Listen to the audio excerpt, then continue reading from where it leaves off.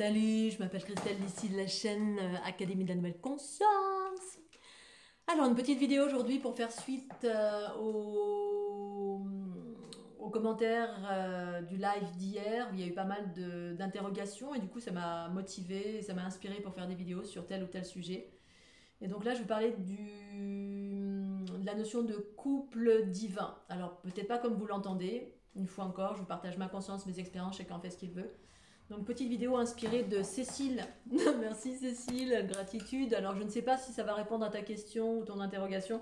En tout cas, moi, ça m'a inspiré dans une direction que je vais vous partager là maintenant tout de suite, en lien avec la notion de couple divin. Alors, ça m'a rappelé tout simplement parce que cette nuit, j'ai eu plein d'infos. Donc, pour celles et ceux qui ont participé au live hier, d'abord merci. Hier et avant-hier, j'ai fait 2 lives, le 4 et le 3. Et donc c'était super intéressant, super nourrissant aussi, c'était super chouette. Et donc merci pour toutes celles et ceux qui ont été présents et présentes et qui ont interagi avec leurs questionnements sur différents thèmes. Et donc du coup cette nuit j'ai eu plein d'infos, plein de retours en arrière et le retour qui a surgi, c'est lors de mon périple pendant mon tour du monde en 2012.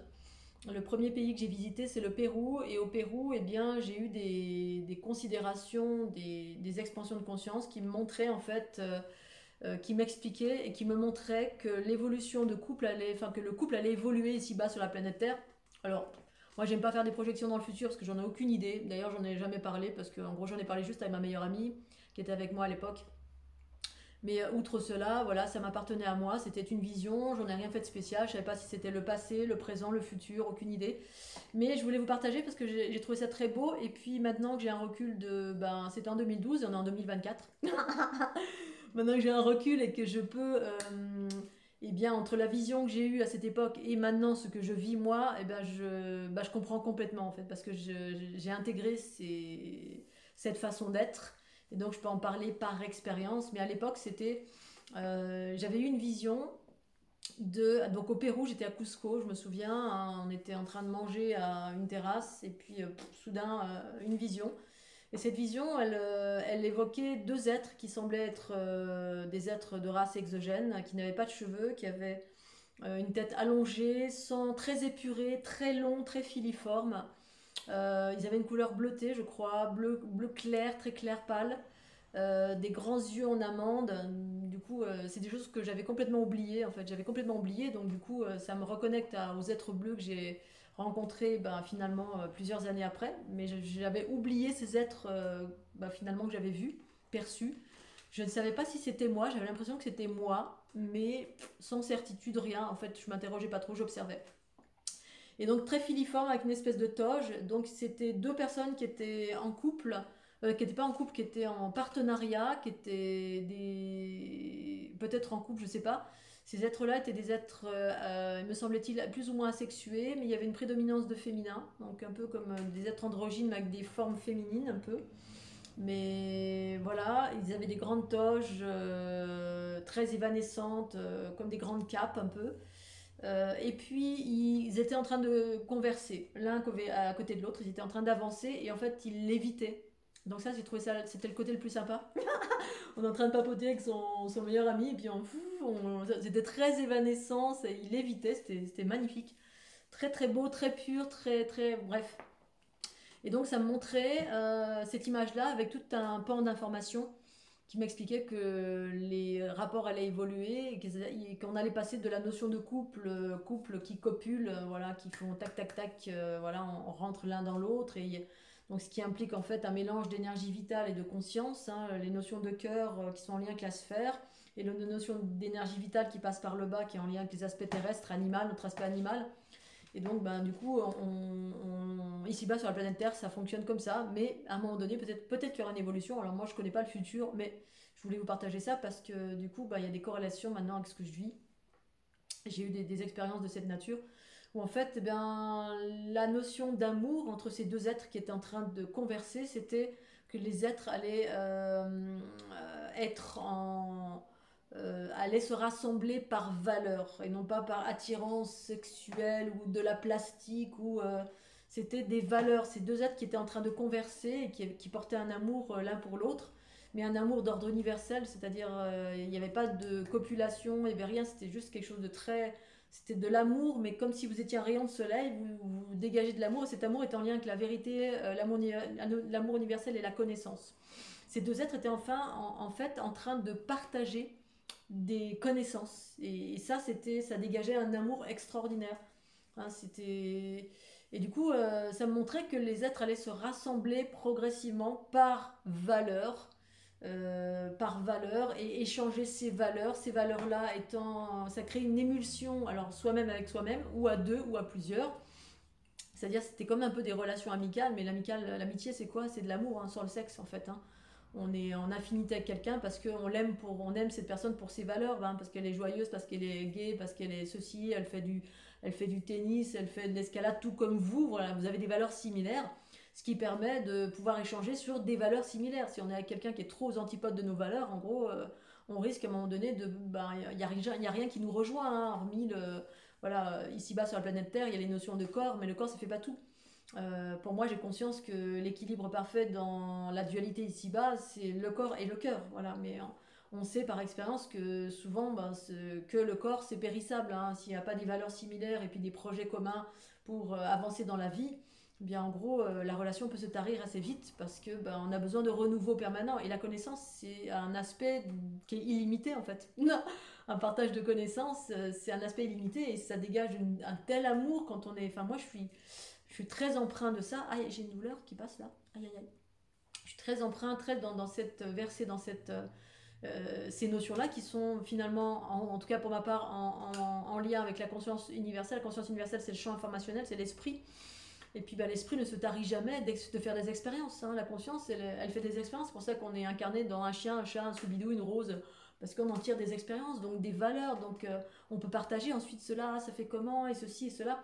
Et donc ça m'expliquait ça. Et que de ce fait, effectivement, il n'y a plus de rapport de chair, mais un rapport d'esprit en fait. un rapport d'esprit avec un être avec qui on a des valeurs similaires et qui partage notre vie. Voilà, qui partage notre vie, notre quotidien avec ces échanges du cœur, c'est-à-dire dans l'équilibre à travers des valeurs. Alors ça, c'était ma vision en 2012 au Pérou.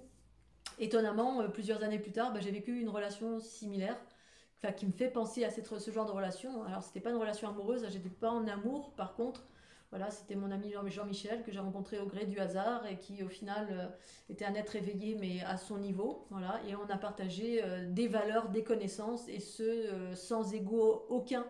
Et on passait des fois une nuit entière à parler. Voilà, parce que lui avait des expériences d'ordre de projection. Alors, lui, il évoquait les choses en termes de projection de la conscience. Moi, je le voyais plutôt comme des temps du voyage astral, parce que c'est essentiellement la nuit qu'il vagabondait dans différents mondes. Bon, pas que la nuit, le jour aussi, je crois, je sais plus. Bref, et du coup, il leur amenait des connaissances. Il était féru de connaissances. Il abordait le monde des végétaux, comment les végétaux, dans l'infiniment petit, communiquaient les uns aux autres. Voilà, il y avait une multitude. Et donc, il s'éblouissait de toutes ces connaissances. Et bien évidemment, quand on vit ce genre de choses, on a envie de partager. Forcément, on a envie de partager et de trouver une oreille attentive qui est à même d'entendre et de s'éblouir tout autant que celui qui a expérimenté. Moi, j'ai été éblouie à chaque fois. Je me disais, waouh, c'est bien et tout. Et puis à mon tour, c'est ça l'équilibre, à mon tour, je partageais également ma conscience et mes expériences. Alors mes expériences à moi, elles sont en lien direct aussi avec l'évolution planétaire, c'est-à-dire il y a une notion d'entraide, alors que Jean-Michel, il n'y avait pas ces notions d'aide, il y avait juste des notions d'exploration. Voilà, un petit enfant qui explore les multivers et qui revient avec plein d'informations sur comment fonctionnent les dauphins, comment fonctionnent les baleines, comment fonctionnent certaines énergies. Voilà, il pouvait aller dans plein d'espaces comme ça, un peu comme les personnes qui vont dans les annales akashiques ou qui font des voyages astrales. Et du coup, on avait ce genre de partage et je trouvais ça hyper, voilà, il y avait aucune attraction sexuelle, il n'y avait rien, c'était juste de la connaissance qu'on échangeait l'un et l'autre. Voilà, donc c'était ça que je voulais vous partager très brièvement. Ces notions, alors que ça apparaisse ou pas, et effectivement, moi dans mon quotidien, ensuite l'évolution, outre la relation de couple, eh bien, il y a la relation de couple intérieur aussi, hein, qui peuvent être assimilées au couple divin. Parce qu'effectivement, ça dépend de tout à chacun qui on est, d'où on vient, quel environnement. Couple divin, ça peut vouloir dire mille et une choses selon ce qu'on exprime, ce qu'on expérimente. Et moi, pour ma part, effectivement, quand ma Kundalini s'est activée, ça parlait du mariage intérieur. Et ces notions du féminin et du masculin qui se rencontraient, hein, une énergie vitale et l'énergie cosmique qui se rencontraient pour s'unifier et ne faire plus qu'un. Bref, c'était tout un processus mécanique relatif à moi, bien sûr, parce que je l'exprime voilà, à ma façon et qui n'est pas la façon de mon voisin. Et du coup, là où j'en suis aujourd'hui, effectivement, depuis ma Kundalini, l'activation de la Kundalini, effectivement, ma conscience, en nombreuses reprises, m'a amené vers des chemins du célibat. J'ai déjà fait des vidéos à ce sujet-là, du célibat dans le sens où quand on monte, en tout cas pour ma part, le fait de monter en fréquence, ça devient difficile de se mélanger avec des fréquences, entre guillemets, des basses fréquences. Et comme dans ce monde, quasiment tout le monde et la planète entière est bourrée de basses fréquences, il y en avait une de laquelle je pouvais m'épargner, notamment la relation de couple. C'est-à-dire que la relation de couple implique effectivement d'avoir quelqu'un qui rentre en soi. Et à travers ça, alors que ce soit à travers le baiser ou à travers l'acte sexuel, et à travers ça, il y a un mélange des fluides. Et dans les fluides, il y a de l'information aussi, hein, et les fluides sont porteurs d'informations d'une certaine densité, qui est très dense. Et que pour transformer, c'est chaud patate. Voilà, parce que l'unité pour moi, ça implique un nettoyage de toutes les basses fréquences de notre corps, hein, pour équilibrer justement et de s'aligner autant que faire se peut avec la conscience universelle du principe féminin, la conscience eau, en fait, tout ce qui est en lien avec l'eau, qui est en train de débarquer sur la planète Terre, pour celles et ceux qui sont en mesure d'appréhender ce changement, ce retournement, et déjà de comprendre que ça c'est en train de se produire, mais enfin voilà, ça implique aussi un changement radical au niveau de nos croyances, ou notre conscience, où là on en est. Bref. Donc du coup, on en a déjà assez avec nous-mêmes de nettoyer en permanence pour s'illuminer soi-même. Et si on a quelqu'un qui vient dans notre giron à travers une relation de couple, eh bien, on se rajoute des basses fréquences, parce que si la personne n'est pas à votre niveau, qu'elle n'a pas fait le même travail sur elle ou lui en termes de montée fréquentielle, en fait, vous récupérez toutes ces basses fréquences qui sont d'une densité assez costaud et qui ça met du temps, voire parfois ça laisse des empreintes à un point tel que ça s'en va jamais. Voilà, ça peut parce qu'en fait, il y a un échange énergétique. Alors la personne repart avec de l'énergie de haute fréquence, et puis vous récupérez des basses fréquences, et donc il faut transformer. Alors l'autre a récupéré des belles énergies de haute fréquence, qui va éclairer ou pas en fonction de si elle ou lui travaille sur lui ou pas, parce qu'en fait après ça implique aussi des investissements. Bref, après il y a des embroglios de plein de choses, hein. On est aussi le creuset, si on n'est pas attentif, on est aussi le creuset d'investissement qui passe par le détruchement humain pour entre guillemets interagir avec des fréquences très élevées. Bref, c'est pas évident. Donc la relation de couple, elle implique il y a plein d'implications qui peuvent vous faire baisser en fréquence et finalement vous éloigner de votre unité. Et en fait, c'est les messages que j'ai eus dès le début où ma Kundalini s'est activée, et que malheureusement, voilà, à 2 reprises quand j'ai fait des rencontres, et j'y suis allée. Alors j'aurais pas dû y aller, mais au moins mes expériences me permettent, même si ça a été difficile, me permettent d'en avoir fait l'expérience et de vous partager à tout à chacun si jamais un jour ça vous arrivait. C'est-à-dire ça vous arrivait de sentir que voilà, vous êtes à un point tel d'élévation de votre conscience et donc d'unité de vos polarités, qu'il y a une part en vous qui vous dit non, là les relations de couple faut arrêter, et que vous n'entendiez pas ce message parce qu'on a envie pour une raison X de continuer. Voilà, alors il y en a pour qui c'est ok, hein, d'avoir des relations de couple, mais il y en a pour qui c'est plus nécessaire. C'est-à-dire moi, voilà, c'est pas comme si j'avais jamais expérimenté, j'ai beaucoup expérimenté, hein, entre guillemets les plaisirs de la chair. Et bien, du coup, effectivement, j'aurais pu, effectivement, à un moment donné, il y a un choix, hein, si tu veux déployer ta conscience universelle sur tous les étages, ou bien, ou bien, c'est quoi tu veux, voilà, tu veux rester humain, ou tu veux incarner, entre guillemets, la conscience supérieure, ce que certains appellent le divin, moi j'appelle la conscience universelle, pour faire ce que j'ai à faire, c'est-à-dire pleinement incarner, passer à l'étage du dessus. L'étage du dessus, pour ma part, ça s'appelle la conscience universelle, l'amour universel, hein, qui va avec la conscience universelle, c'est-à-dire l'amour est partout. Et du coup, toutes ces notions de cœur deviennent prédominantes, outre le fait qu'effectivement, il y a quand même au début, il y avait ces aspects orgasmiques reliés au fait qu'on sent les énergies et que j'étais traversée par le bas, parce que c'est ce qui nous traverse au quotidien, sauf que la plupart des êtres humains ne sentent pas.